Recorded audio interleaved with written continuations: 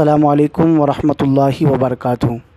سوال ہے، لپسٹک جسے سرخی اور لالی کہا جاتا ہے، روزے کی حالت میں کیا عورتیں اس کو استعمال کر سکتی ہیں؟